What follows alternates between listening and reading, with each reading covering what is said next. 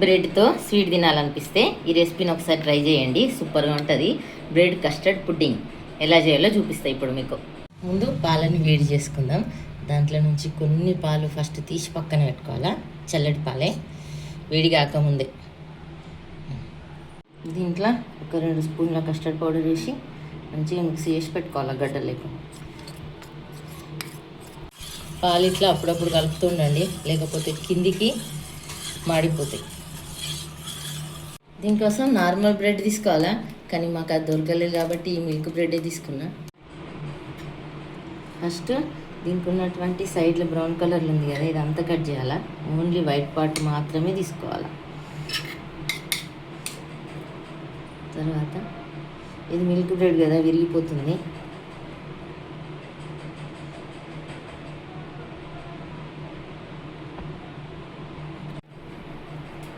ఇట్లా చిన్న చిన్న ముక్కలుగా కట్ చేసుకొని ఒక ప్లేట్లోకి తీసుకోవాలా. ఇప్పుడు ఈ పాలు మంచిగా మరిగినాయి కదా, ఒక 10 నిమిషాలు మరిగినాయి.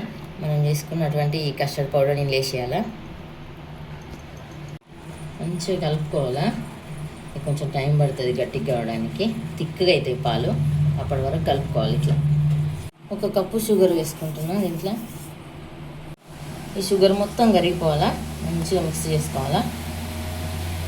ఇప్పుడు ఈ పాలు కొంచెం థిక్గా అయినాయి కదా, ఇవి తీసి పక్కన పెట్టి చల్లార్చుకోవాలా. ఇంకొంచెం గట్టిగా అయిపోతాయి పాలు. చల్లగిన తర్వాత నెయ్యి తీసుకోవాలా. ఒక కడాయిలో ఒక 4 స్పూన్ల నూనె కూడా వేస్తున్నా. మొత్తం నెయ్యి కాకుండా నెయ్యి 2 కలిపి వేడి చేస్తాం. ఇప్పుడు ఇది వేడిగా అయింది కదా, దీంట్లో బ్రెడ్ ముక్కలు వేస్తున్నా. మనం కట్ చేసుకున్నాయి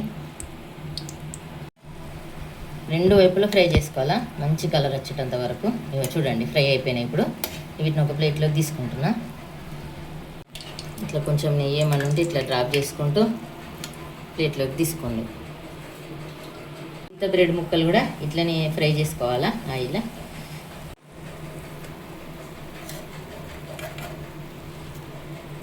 బ్రెడ్ ముక్కలన్నీ ఫ్రై చేసి పెట్టుకున్నా.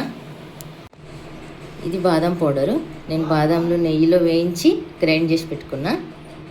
ఇప్పుడు ఈ పాలు చల్లారిపోయినాయి కదా, దీంట్లో ఈ బ్రెడ్ ముక్కలు వేసేస్తున్నా. చూడండి పాలు థిక్గా అయినాయి. కొంచెం చల్లారిన తర్వాత ఇట్లా కలర్ వస్తాయి, థిక్కు కూడా అవుతాయి. మిగతా బ్రెడ్ ముక్కలు అన్నీ కూడా ఈ పాలల్లో వేసేసిన. పైనుంచి కొంచెం ఈ బాదం పొడి కూడా వేసుకుంటున్నా. అంతే, ఒక గిన్నెలోకి సర్వ్ చేసుకొని తినడమే ఇక.